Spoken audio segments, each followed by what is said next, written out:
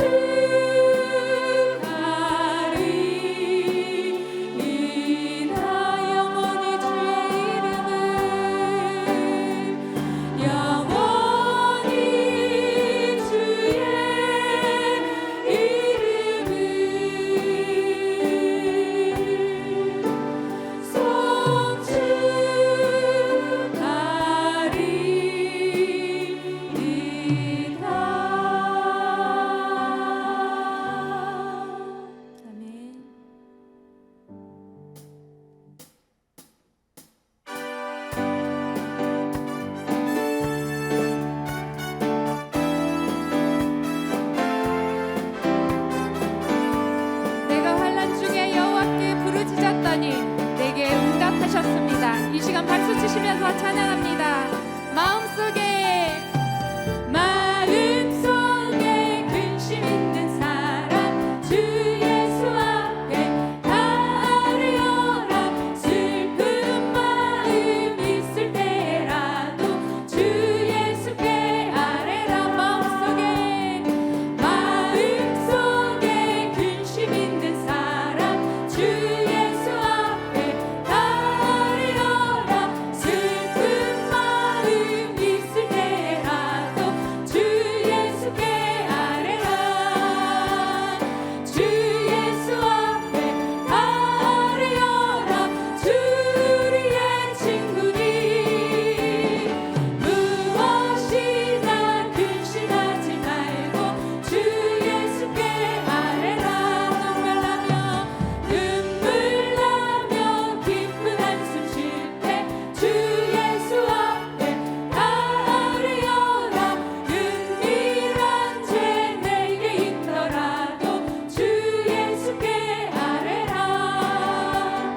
주 예수 앞에 다 아뢰어라 주 우리의 친구니 무엇이나 근심하지 말고 주 예수께 아뢰라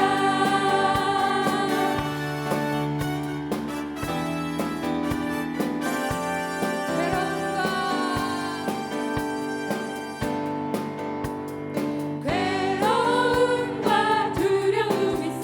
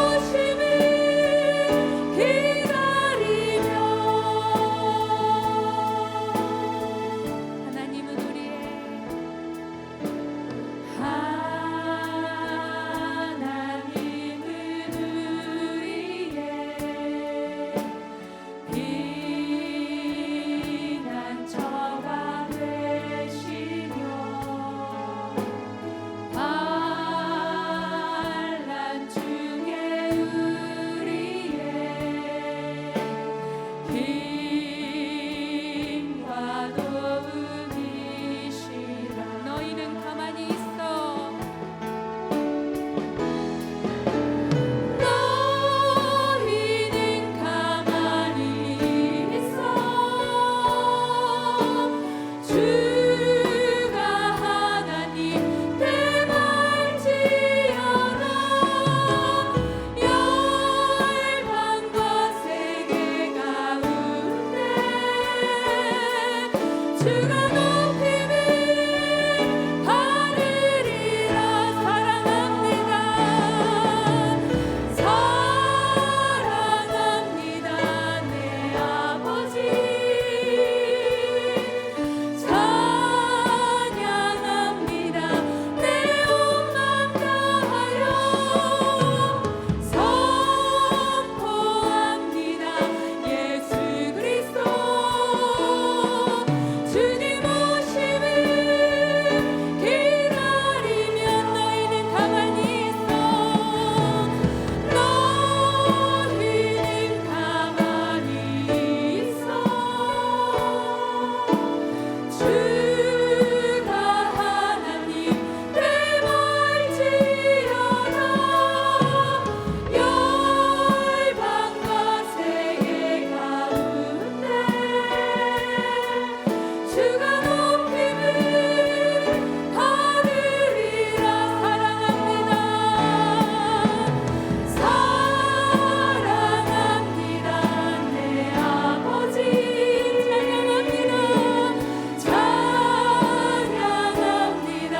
내 온 맘 다하여 선포합니다. 예수 그리스도 주님 오심을 기다리며 주님 오심을 기다리며 주님 오심을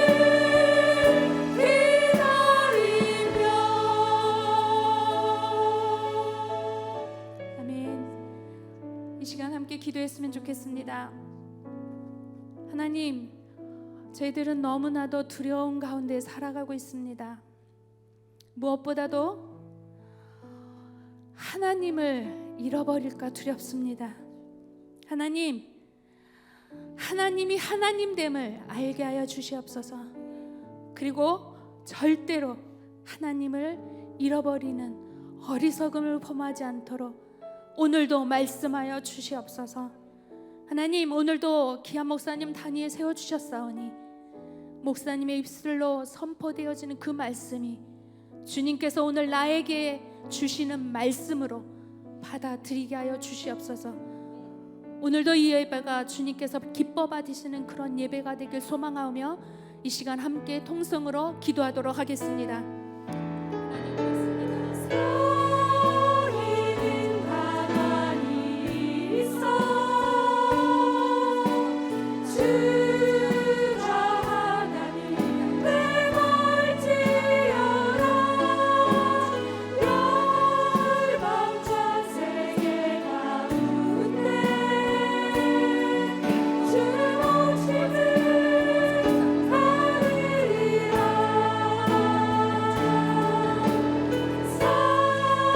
사랑합니다. 내 아버지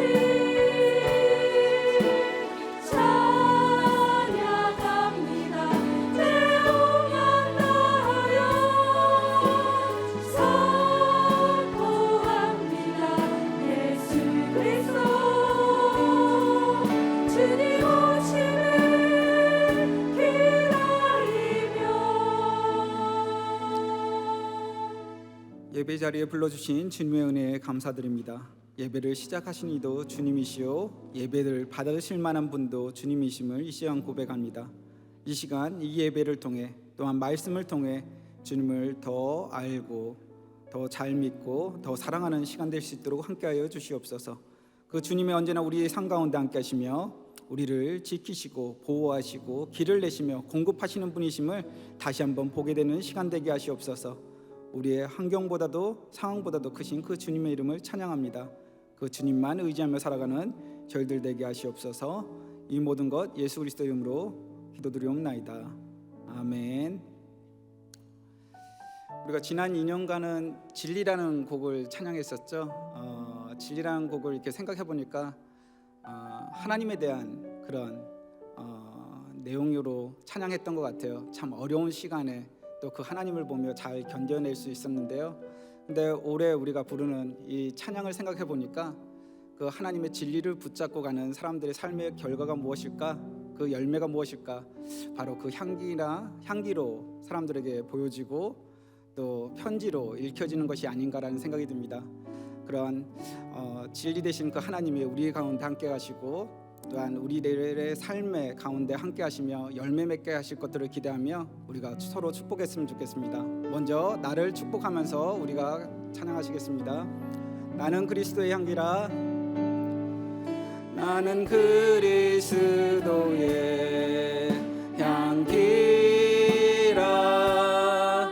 나는 그리스도의 편지라. 하나님 앞에서 그리스도의 향기니 너를 통해 생명이 흘러가리. 나를 통해 생명이 흘러가리. 옆에 계신 분들 축복하겠습니다. 나는 그리스도의 향기라. 너는 그리스도의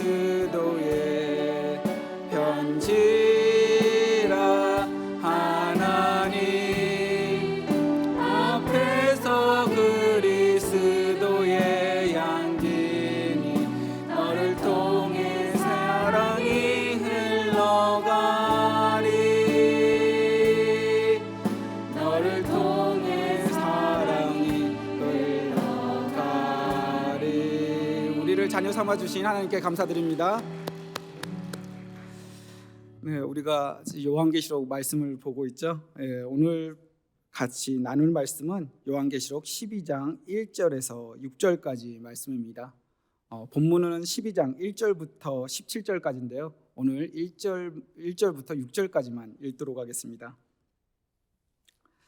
한 절씩 교독하도록 하겠습니다. 제가 먼저 읽겠습니다. 하늘에 큰 이적이 보이니 해를 옷 입은 한 여자가 있는데 그 발 아래에는 달이 있고 그 머리에는 12별의 관을 썼더라. 이 여자가 아이를 베어 해산하게 되매 아파서 애를 쓰며 부르짖더라. 하늘에 또 다른 이적이 보이니 보라, 한 큰 붉은 용이 있어 머리가 7이요 뿔이 10이라. 그 여러 머리에 7 왕관이 있는데 그 꼬리가 하늘의 별 3분의 1을 끌어다가 땅에 던지더라.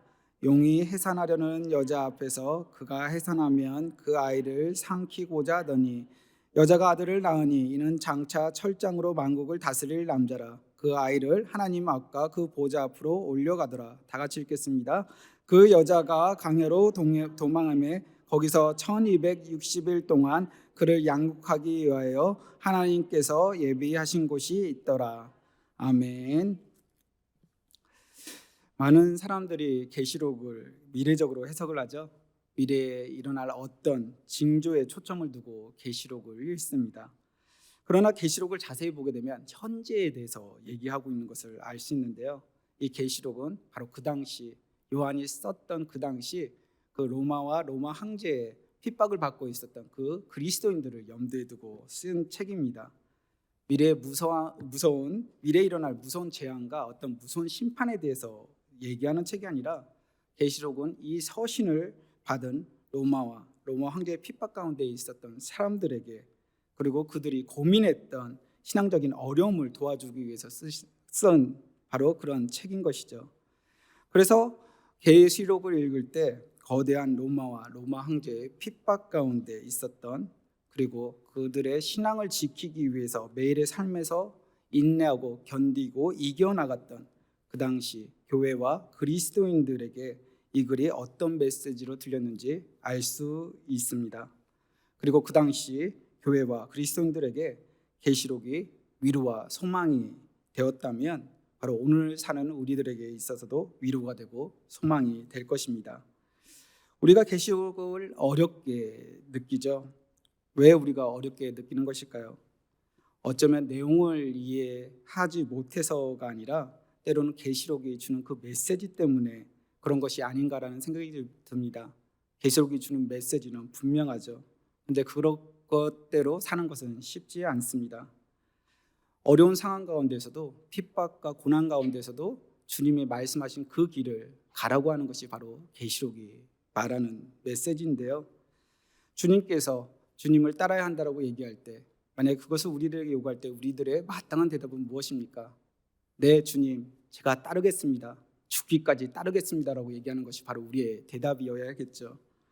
그런데 솔직히 우리는 예수님처럼 살기는 싫고 로마와 로마 황제의 핍박과 환난과 또 그러한 가운데 신앙의 어떤 그런 배교의 유혹 속에서 사는 것은 사실 우리들의 신앙생활에 있어서 받아들이기 힘들다고 생각하고 있는 것은 아닌지 살펴보아야 할 것입니다.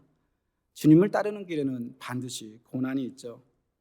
복음과 함께 받는 고난이 있는데 사실 그것이 쉽지는 않습니다. 이 고난이 수상적인 것이 아니라 실제적인 것이고 많은 사람이 그 고난 때문에 믿음을 포기했기 때문에 그런 것이죠.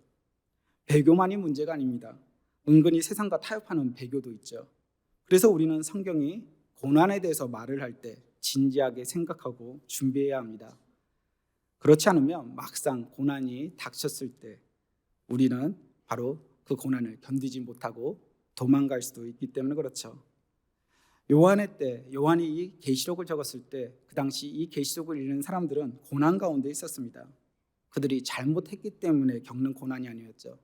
그들의 고난은 그리스도인들로서 예수님을 주라고 고백했기 때문에 당하는 고난이었습니다. 그러한 상황에서 신앙을 유지하는 것은 쉽지 않죠. 그런데 주님은 그 믿음을 지키라고 얘기합니다. 그 길을 따르라고 얘기하죠. 그래야 마지막에 받는 복이 있다라고 얘기합니다. 현실에서는 핍박받고 고난받고 있는데 그렇게 믿음을 지키면 하나님의 통치가 우리들 삶 가운데 임한다고 얘기를 해요.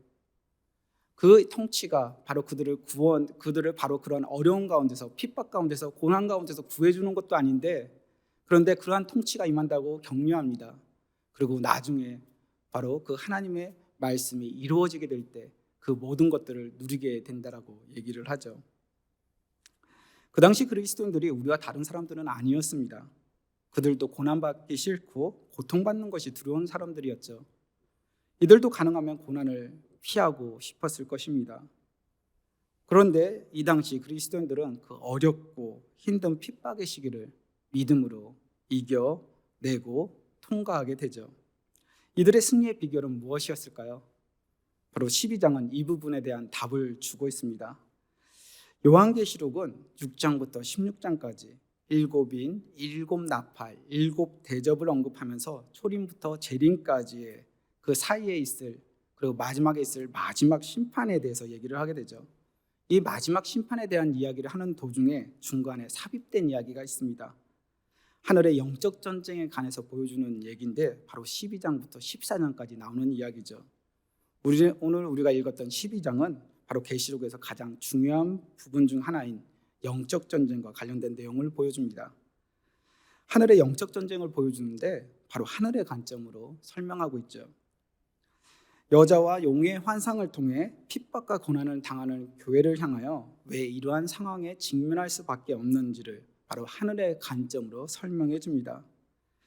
교회와 그리스도인들의 삶에 있는 그 엄청난 시련과 핍박의 원인이 눈으로 보이는 세계의 배후에 있는 보이지 않는 영적 세계에서 벌어진 일에 있음에 바로 그것을 보여주는 것이 바로 12장인 것이죠.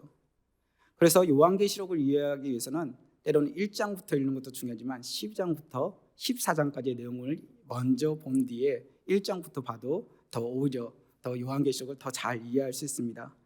12장의 시작은 어떻게 됩니까? 요한이 바로 큰 이적을 보는 것으로 시작하는데요. 1절과 2절 우리 같이 읽도록 하겠습니다. 하늘에 큰 이적이 보이니 해를 옷 입은 한 여자가 있는데 그 발 아래에는 달이 있고 그 머리에는 12별의 관을 썼더라. 이 여자가 아이를 베어 해산하게 되매 아파서 애를 쓰며 부르짖더라. 요한이 큰 이적을 보게 되는데 어떤 여인 한 명이 아이를 해산하려고 한다고 합니다. 도대체 이 여자는 누구일까요? 그 여자를 누구인지 알기 위해서는 이 구절 속에 있는 힌트들을 봐야 되는데요. 해를 옷 입고 있다고 얘기하는데 여기 나오는 해가 있고요. 또 그 여인의 발 아래에는 달이 있다고 합니다. 달이 나오고 또 머리에는 12별의 간이 있다고 하는데 별이 12개가 있다는 것이죠. 해, 달 12개. 이거는 성경의 어느 부분에 나오는 거죠? 창세기 37장 9절에 보면 요셉의 꿈을 설명하는데 그 요셉의 꿈에 나오는 장면들을 떠오르게 합니다. 창세기 37장 9절 우리 같이 한번 읽어볼까요? 시작. 요셉이 다시 꿈을 꾸고 그의 형들에게 말하여 이르되 내가 또 꿈을 꾼즉 해와 달과 11별이 내게 절하더이다 하니라. 별이 11개 아닌가요? 라고 얘기하실 수 있는데 그 꿈 가운데 그 별 11개가 절할 때 중간에 있었던 요셉을 의미하는 별이 있는 것이죠. 12개의 별인데요. 요한계시록에서 10이라는 숫자는 구원받은 하나님의 백성을 상징하는 숫자입니다. 구약에서는 12지파가 있죠. 이스라엘 공동체를 의미하는 것이고요. 신약에서는 12제자 그리고 그 이후에 주님을 구주라고 고백하는 그런 교회를 의미합니다. 요셉의 꿈을 통해서 이 여인은 구약의 12지파 즉 구약의 교회를 상징하는 것을 알 수 있죠. 그런데 이 여인이 어린아이를 해산하기 위한 고통 가운데 있었고 아이를 낳았다고 얘기합니다. 이 아이는 누구일까요? 예수 그리스도시죠. 근데 우리가 5절을 보면서 다시 한번 이게 무엇을 의미하는지 다시 한번 보도록 하겠습니다. 5절 같이 한번 볼까요? 여자가 아들을 낳으니 이는 장차 철장으로 만국을 다스릴 남자라. 그 아이를 하나님 앞과 그 보좌 앞으로 올려가더라. 이 아이는 철장으로 만국을 다스릴 남자라고 얘기합니다. 그러면 철장으로 만국을 다스릴 남자라는 표현을 이해해야 되는데 이 표현은 어디에 나오냐면 시편 2편에 나옵니다. 근데 재미있는 것은 시편 2편은 유대인들이 읽어도 바로 이 시편의 이름을 어떻게 붙였냐면 여기 나오는 인물이 장차 오실 메시아가 어떻게 하실 것이다라는 것들을 보여준다고 해서 메시아 시편으로 이렇게 이름을 붙이고 그렇게 이해하고 있는 시입니다. 시편 2편 9절에 보게 되면 내가 철장으로 그들을 깨트리며 질그릇같이 부수리라 하시도다라고 이렇게 나오는데요. 여기서 내가라는 것은 메시아를 의미한다고 보고 있죠. 바로 유대인들도 그렇게 생각하고 있고 또 모든 학자들이 그 메시아를 의미한다고 생각합니다. 그리고 철장으로 질그릇같이 부수리라라고 얘기하는데 그 메시아가 오셔서 다스리는 것을 바로 의미하는 것이죠. 그러니까 예수 그리스도는 유대인 곧 구약의 교회에 속한 분으로서 이 땅에 오셨다는 사실을 여인이 아이를 낳는 그런 그림으로 묘사하고 있는 것입니다. 여자는 메시아를 낳은 진정한 이스라엘 공동체 그리고 즉 구약의 교회를 가리키고 아이는 바로 메시아 예수 그리스도를 의미한다는 것이죠. 그런데 요한은 여기서 또 다른 이적을 보게 됩니다. 7머리와 10뿔을 가진 크고 붉은 용이 여자가 해산할 아이를 삼키고자 기다리고 있는 바로 그러한 모습인데요. 3절과 4절입니다. 같이 읽어볼까요? 하늘에 또 다른 이적이 보이니 보라 한 큰 붉은 용이 있어 머리가 7이요 뿔이 10이라. 그 여러 머리에 7 왕관이 있는데 그 꼬리가 하늘의 별 3분의 1을 끌어다가 땅에 던지더라. 용이 해산하려는 여자 앞에서 그가 해산하면 그 아이를 삼키고자 하더니 머리가 7이고 뿔이 10이라는 것은 사탄이 아주 강력하고 큰 힘을 가진 존재임을 보여주는 것입니다. 7 왕관에서 왕관은 통치권을 의미하고 뿔은 권능을 의미하는데요. 그러니까 용이 7개의 머리와 10뿔을 가졌다라고 하는 것은 하나님과 같은 권능을 가지고 하나님께 대항하고 있다는 것을 의미합니다. 그런데 그 그 사단이 바로 여인이 해산하면 그 아이를 삼키려 한다고 하죠. 사단은 메시아를 죽이기 위해서 호시탐탐 노렸었는데요. 이 장면은 어떤 장면이 떠오르십니까? 마태복음의 헤롯의 이야기가 떠오르죠. 실제로 예수님이 태어나셨을 때 헤롯 왕은 바로 그 예수님을 죽이기 위해서 2살 이하 남자아이를 다 죽였습니다. 그러니까 사단이 헤롯을 앞세워 예수님을 죽이려고 했던 만큼 강력하고 위협적인 존재였음을 보여주고 있는 것이죠. 하지만 하나님의 보호하심이 있었기 때문에 그리스도는 무사할 수 있었습니다. 그 여자가 낳은 아이, 바로 그 그리스도는 이후에 어떻게 됩니까? 하나님 앞과 그 보좌 앞으로 올라가게 되죠. 5절에 보게 되면 그 하나님 앞과 그 보좌 앞으로 올라가게 되었다고 얘기하는데, 아기가 하늘로 올라간 것은 바로 그리스도의 승천을 보여주는 것입니다. 12장 1절부터 6절까지 자세히 보게 되면 예수님의 태어남과 승천에 대해서 보여주고 있는데, 태어남과 승천의 사이에는 우리는 이미 알고 있죠. 십자가상의 죽음과 부활도, 그리고 그 모든 예수님이 하셨던 이야기가 다 포함되어 있음을 알고 있습니다. 그 예수님이 승천하게 되니까 그 아이를 낳았던 여자는 어디로 갑니까? 6절에 보게 되면 광야로 간다고 하는데요, 우리 6절 같이 읽도록 하겠습니다. 그 여자가 광야로 도망하며 거기서 1260일 동안 그를 양육하기 위하여 하나님께서 예비하신 곳이 있더라. 광야에서 하나님께서 이 여인을 1260일 동안 양육한다고 합니다. 1절에 나왔던 여자는 해와 달, 별을 가진 그러한 여자로서 구약의 교회를 상징했다면, 6절에 나오는 광야로 간 그 여인은 누구를 의미할까요?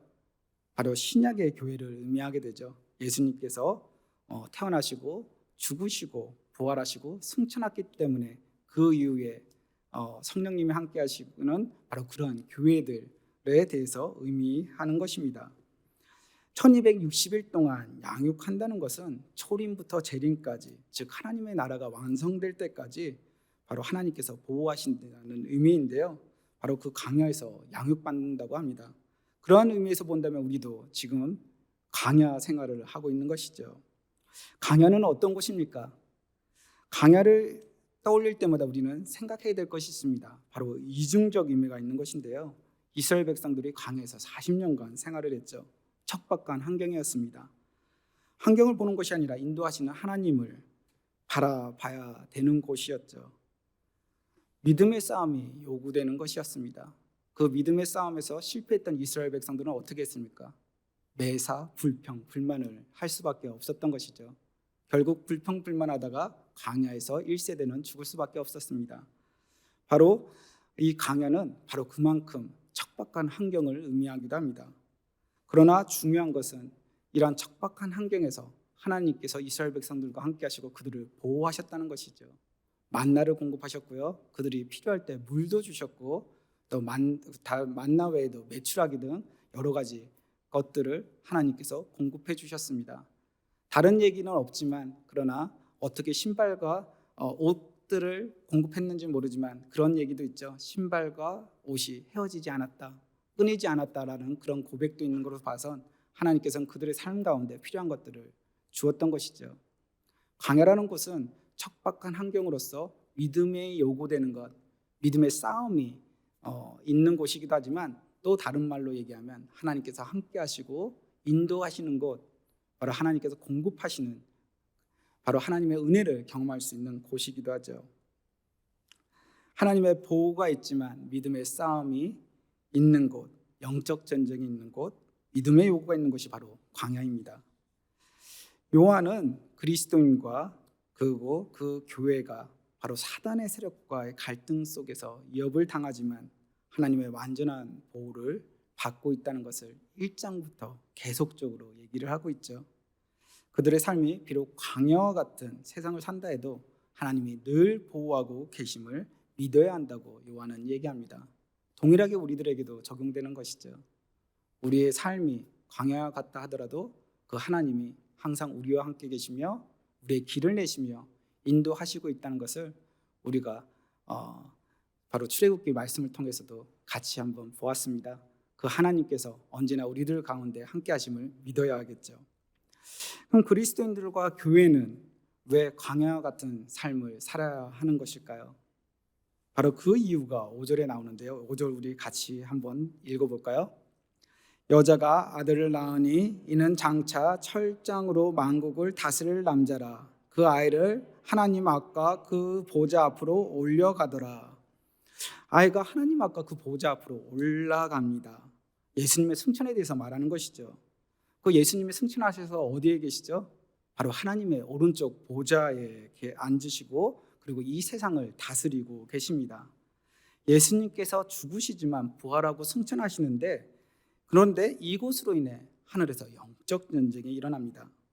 바로 예수님의 승천으로 인해서 하늘에 이제 영적 전쟁이 생긴다고 얘기를 하는데, 그것이 바로 7절과 8절에 나옵니다. 하나님의 천사장 미가엘 군대와 바로 용의 싸움에 대한 이야기가 나오는데요. 한번 7절과 8절 같이 읽어볼까요?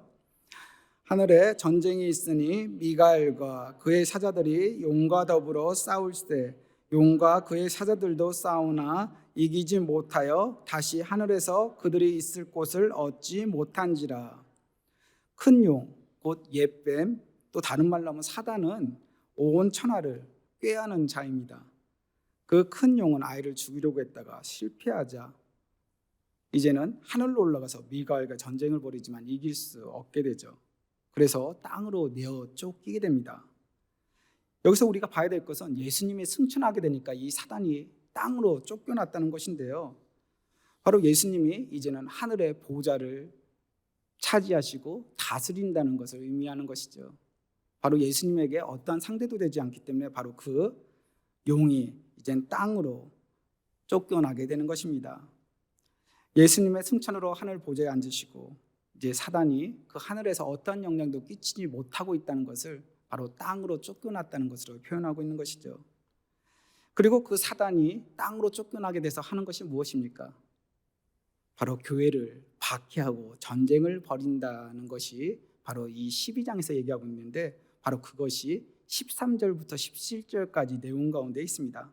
그러니까 글을 쓸 때 시간 순서로 다시 한번 본다면, 예수 그리스도께서 나시고 부활 승천하심으로 하늘에서의 원수 사단은 땅으로 떨어지게 되었고, 땅에 떨어진 사단이 하고 있는 것이 바로 교회를 박해하기 시작했다는 것이죠.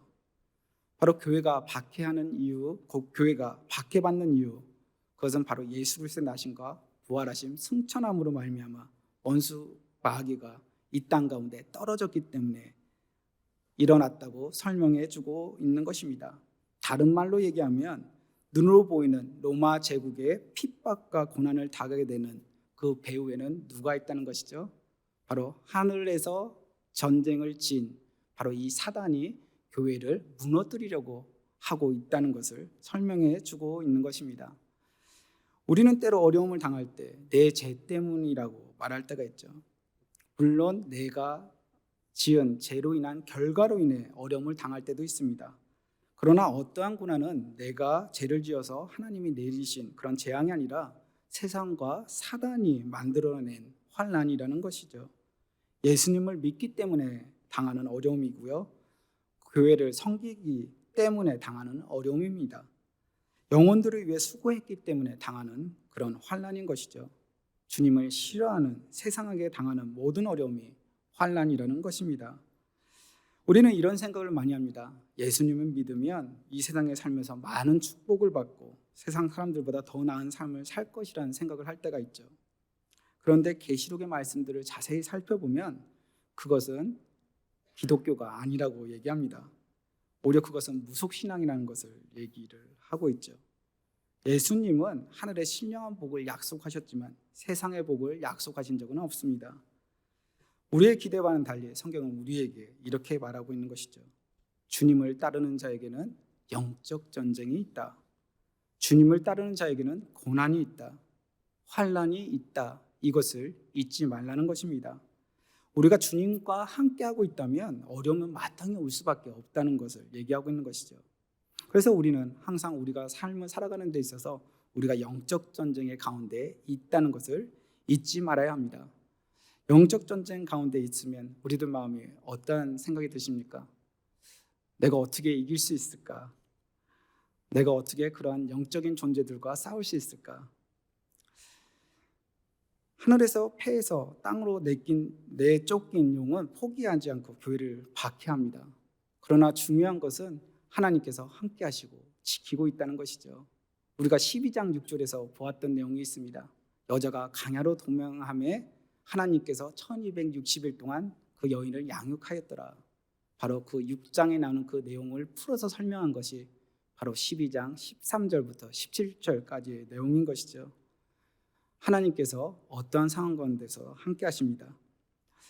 영적 전쟁 가운데 항상 사단의 공격은 어떠할까요? 바로 13절에서 볼 수 있는데 우리 한번 13절 같이 볼까요? 용이 자기가 땅으로 내쫓긴 것을 보고 남자를 낳은 여자를 박해하는지라. 하늘에서 패해서 땅으로 내쫓긴 용은 정말 끊이지 않고 포기하지 않고 교회를 박해합니다. 하나님의 백성 교회를 박해하고 전쟁을 벌이죠. 또 이 사단은 또 이 교회를 무너뜨리기 위해서 공격합니다. 15절입니다. 15절 같이 읽어볼까요?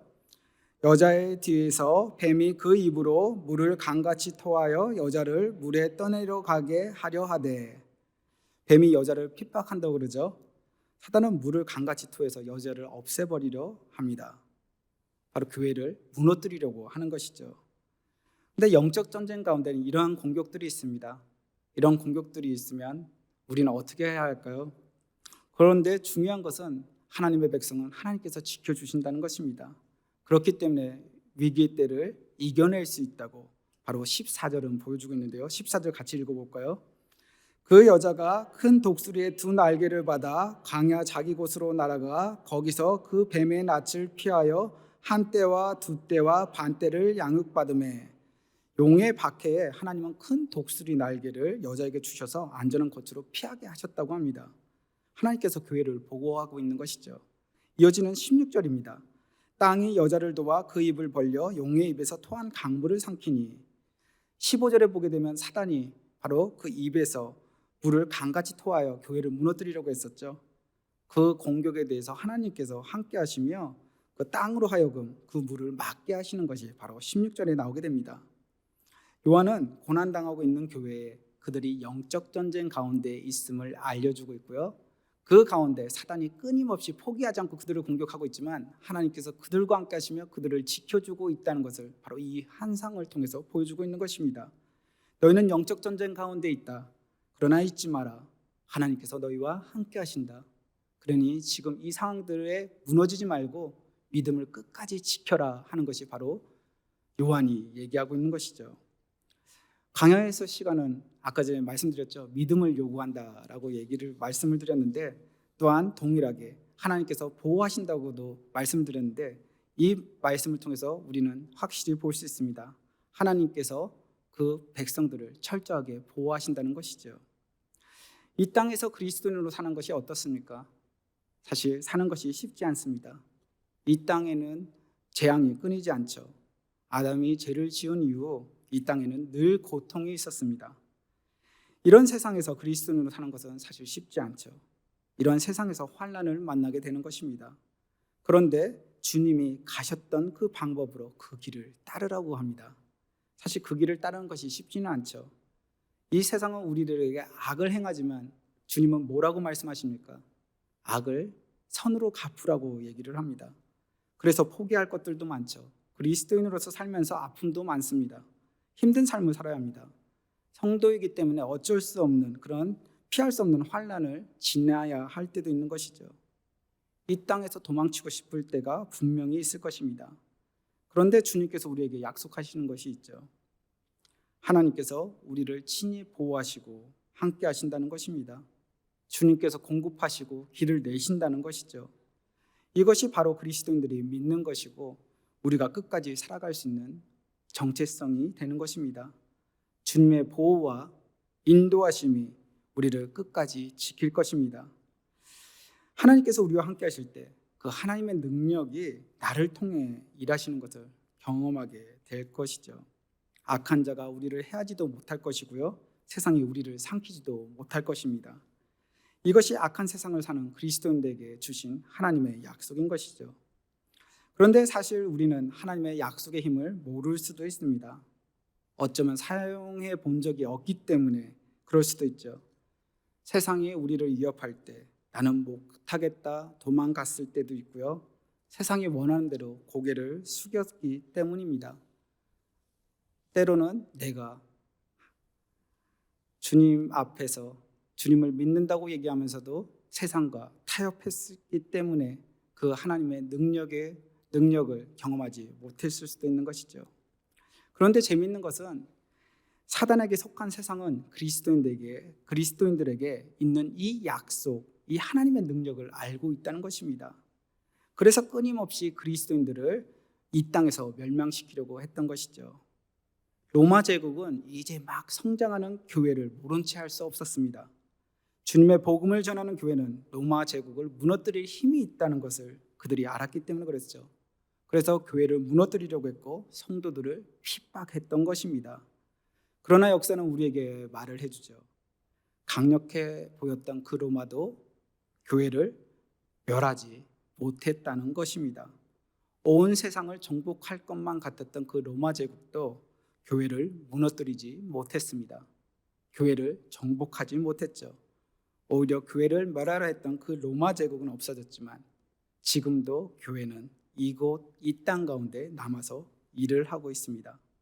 이것이 그리스도인들에게 있는 하나님의 약속의 능력인 것이죠. 이 세상에서 영적 전투를 하며 살아가는 그리스도인들에게 주어진 하나님의 약속의 능력인 것입니다. 영적 전쟁의 결과는 무엇일까요? 중요한 것은 사단은 이미 하늘 전쟁에서 패했습니다. 땅으로 내쫓겼죠.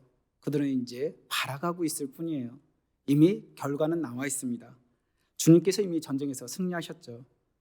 교회가 초림부터 재림 때까지 예수님의 승천으로 인해 이미 마귀가 하늘에서 떨어졌고 그 사단이 계속해서 공격해도 교회가 핍박을 경험하지만 하나님의 보호하심을 경험하고 결국에는 하나님의 나라가 오게 될 것을 보게 된다는 것이 바로 계시록이 말하고 있는 것입니다.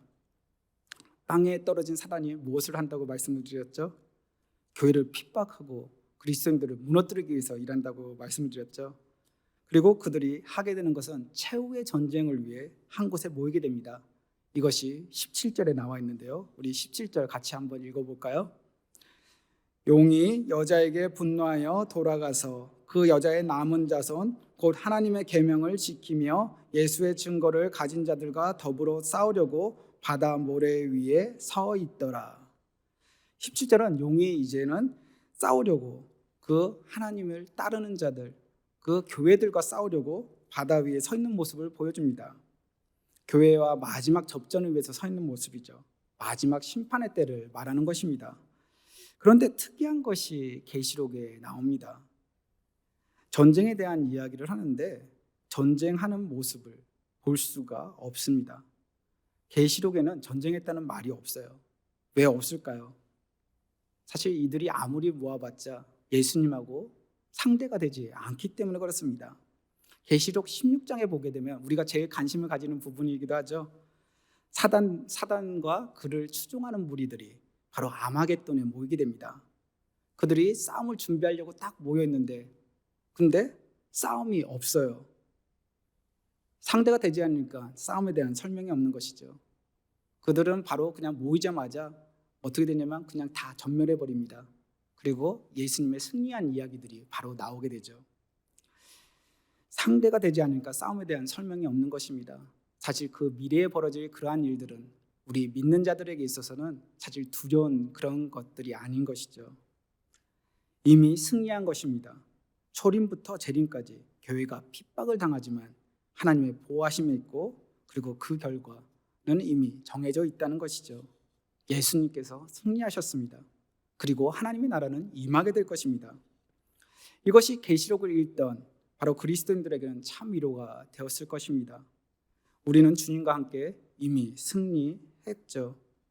그런데 우리가 늘 듣던 위로와 격려는 아닙니다. 우리는 이미 승리했는데 그 승리는 어디에 있는 것이죠? 바로 그 현실, 그들이 사는 그 현재에 있는 것이 아니라 바로 먼 미래에 있다는 것입니다. 고통의 자리에서 하나님께서 오셔서 하나님의 자녀들을 구원하시는 이야기보다 핍박과 환난의 자리에서 믿음과 인내를 가지고 그리고 그 상황들을 이겨내라고 하는 그 주님의 말씀이 있기 때문에 그렇죠. 1세기 도미티안 황제 때 그리스도인들은 핍박의 현장에 있었고 앞으로도 얼마간 이때 이 어려운 시기들을 견뎌내야 했습니다. 그런 그들에게 우리는 영적 전쟁의 가운데 있어 주님께서 보호해 주실 거야. 그리고 이미 승리한 전쟁이야. 이제는 핍박이 없을 거야. 예수님께서 다 구원해 주실 것이거든. 신실한 믿음의 사람은 형통하게 될 것이야 라는 이런 위로가 아니었습니다.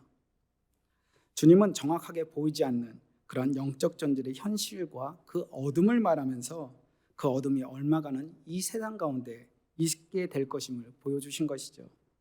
그러나 결국에는 하나님의 나라가 임하게 될 것임을 말하고 있습니다. 그러한 소망으로 그 당시 그리스도인들은 살아야 했던 것이죠.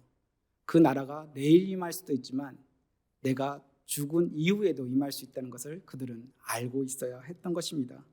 그것이 바로 주님의 약속을 기다리며 이 땅을 사는 그들의 모습이었고 또한 우리들의 모습이어야 하는 것이죠. 이 땅에서 어려운 가운데서도 인내와 믿음을 보이는 아름다운 인생이길 소망합니다. 이제 말씀을 정리하려고 합니다. 하나님은 우리를 위해 독생자 예수님을 내어주셨죠. 우리는 예수님의 핏값으로 산 하나님의 자녀입니다. 그래서 우리는 하나님을 아버지라고 부르죠. 그런데 하나님께서 우리의 아버지라고 해서 인생의 모든 문제가 해결됩니까? 물론 그렇지는 않죠. 물론 여전히 우리들에게 고통이 있습니다. 병들기도 하고요.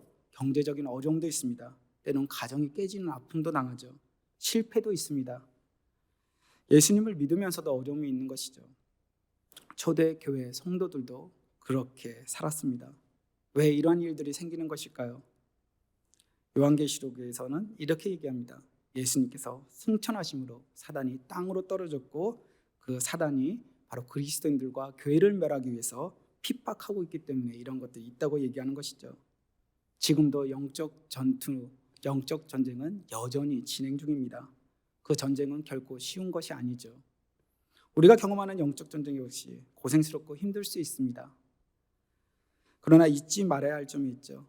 그때마다 하나님은 믿음의 사람들을 지켜주셨다는 것입니다. 하나님의 교회는 하나님의 보호를 받습니다.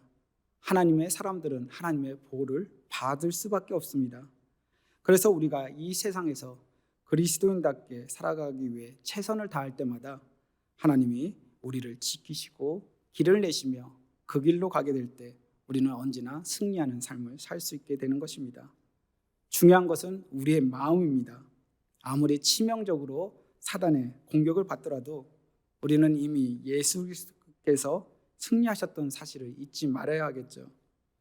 우리는 때때로 왜 그런 상황 가운데 있는지 모를 때가 있습니다. 우리는 모르지만 하나님은 뭔가 생각이 있으셔서 그러한 상황 가운데 두신 것이죠. 이해할 수는 없지만 하나님은 분명한 계획을 가지고 계십니다. 그래서 우리는 이 어려운 시간들을, 우리 삶 가운데 있는 어려운 시간들을 견뎌낼 수 있는 것이죠. 하나님을 향한 소망으로 이 어려움들을 이겨내는 것입니다. 우리는 이미 영광스러운 하나님의 자녀들입니다. 우리에게는 영원한 하나님의 나라가 준비되어 있습니다. 때때로 우리들 삶 가운데 있는 어려움과 고난이 우리가 원치 않는다 할지라도, 때로는 그것이 영적 전쟁 가운데 있는 우리의 삶이다 할지라도, 중요한 것은 주님의 말씀에 순종하여 주님을 의지하며 살아갈 때 우리의 삶은 여전히 아름다운 흔적을 남기며 이 세상 가운데 많은 사람들에게 어떻게 걸어가야 되는지 보여줄 수 있는 삶으로 남는다는 것입니다. 비록 우리들의 삶이, 우리들의 환경이 우리의 뜻과 계획과는 다를지라도, 그것이 또 영적 전쟁 가운데 있는 사단의 공격이라 할지라도 중요한 것은 하나님께서 우리와 함께 하시며 지켜주신다는 것입니다. 그 하나님께서 함께 하실 때, 그리고 그 함께 하심을 믿고 우리가 나아갈 때 우리는 이 세상 가운데 승리하며 살아가게 될 것입니다. 그렇게 승리하며 살아가시는 한 분 한 분 되시기를 주님의 이름으로 축복합니다. 오늘 말씀 생각하시면서 잠시 우리가 조용히 기도 드렸으면 좋겠습니다. 하나님, 우리들 삶 가운데 있는 어려움들이 어떻게 해서 오게 되는지 다시 한번 보게 됩니다.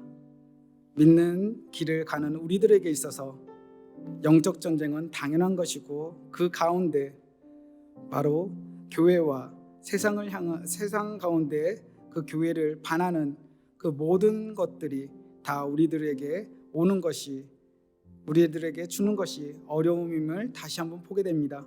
그 어려움에 굴복하는 것이 아니라 그것이 오히려 우리가 하나님의 자녀임을 알게 되는 그런 은혜의 통로가 되게 하시고, 그것이 우리들을 무너지게 하는 것이 아니라 오히려 더 주님을 보고 주님을 의지하게 하는 디딤돌이 되게 하여 주시옵소서. 우리 잠깐 조용히 기도 드리시겠습니다.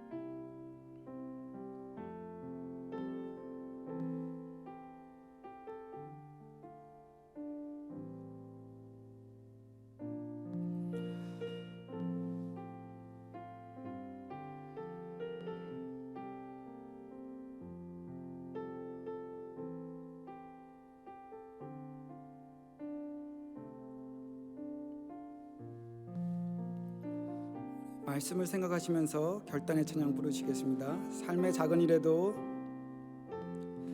삶을 살아갈 수가 없네. 어른마저도 두 가수의 것이니 세상 평안과 위로 내게 없어도 예수 오직 예수뿐이네.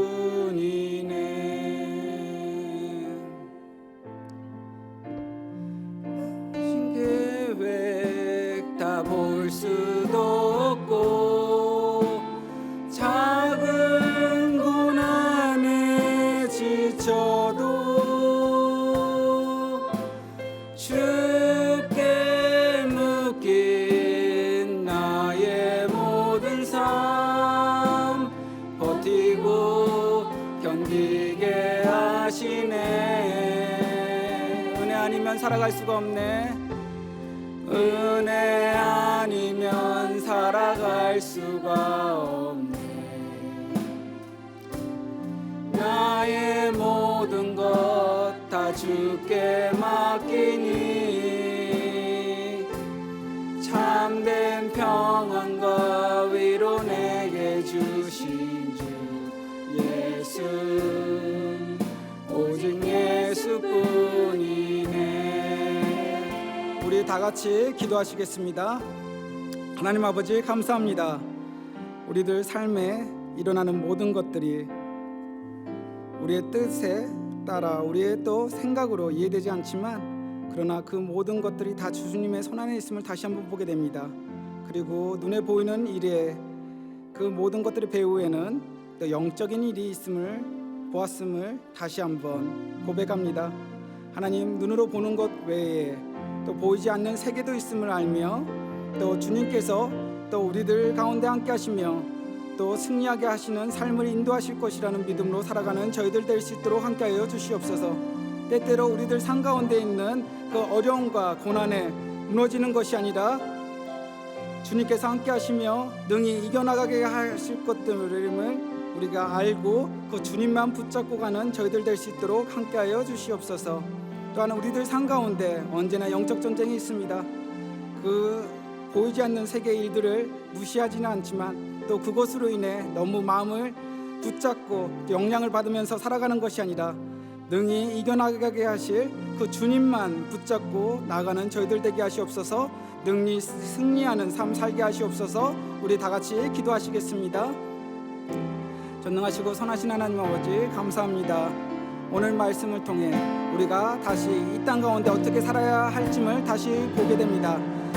세상 하나님께서 창조하실 때부터 사단은 이 땅 가운데 하나님의 교회들을 무너뜨리려고 했고 하나님의 사람들을 무너뜨리려고 했던 것들을 보게 됩니다. 때때로 우리 삶 가운데 있었던 그 어려움과 고난들이 바로 때때로 우리의 어떤 잘못이 아닌 바로 주님과 함께하는 삶, 주님을 따라가는 그 삶 가운데 있었던 당연히 있게 되는 고난임을 다시 한번 보게 됩니다. 우리들 삶 가운데 고난이 올 때마다 환난이 올 때마다 주님을 더욱더 붙잡고 나가는 저희들 되게 하시옵소서. 이것이 무슨 뜻인지 때때로 주님께 묻지만 주님이 대답이 없다 할지라도 능히 이겨나가게 하시는 그 주님을 붙잡고 가게 하시고, 또한 그 상황보다도 바로 그 어려움보다도 크신 그 주님을 붙잡고 갈 때 또 어떻게 능히 그 길을 내실지 기대하는 저희들 되게 하시옵소서. 오늘 말씀에도 보게 되면 사단은 끊임없이 공격하는 것을 보게 됩니다. 그러나 그 공격에도 하나님의 교회와 함께 하시며 믿는 사람들에게 또 하나님이 보호하시며 그들의 길을 인도해 주셨던 것처럼 우리들의 삶이 주님 손 안에 있고 주님이 언제나 함께 하시며 인도하고 있다는 것들, 보호하고 있다는 것을 잊지 않도록 함께하여 주시옵소서. 어려움이 있을 때마다 주님 앞에 나오게 하시고 주님만 붙잡고 가는 저희들 되게 하시며, 또한 능히 승리하셨고 또 하나님 나라를 또 임하게 하실 그 주님을 붙잡고 가는 저희들 될 수 있도록 함께하여 주시옵소서.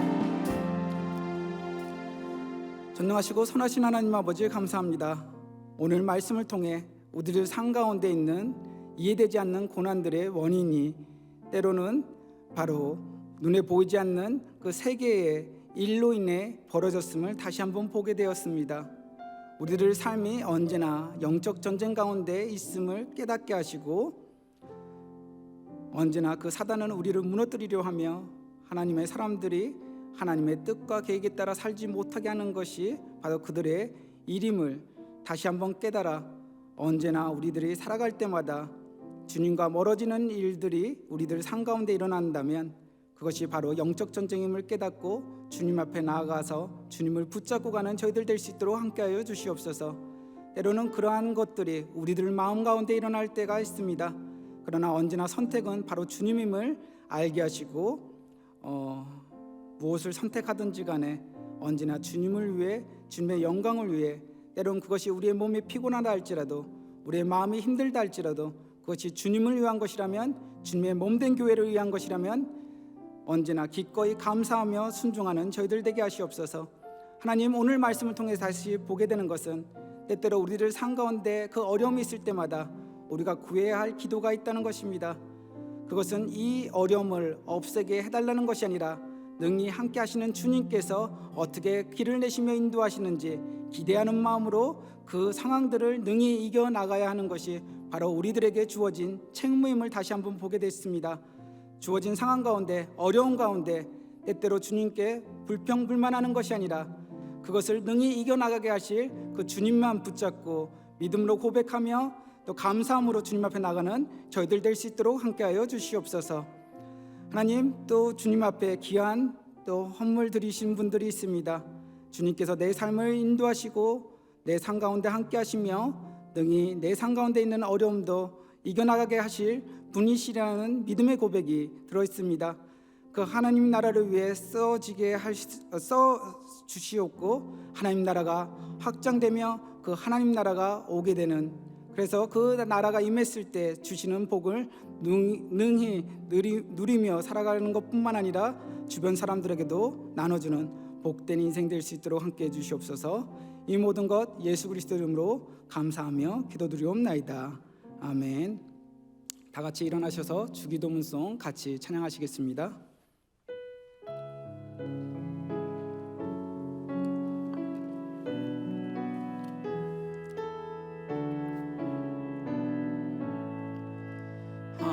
하늘에 계신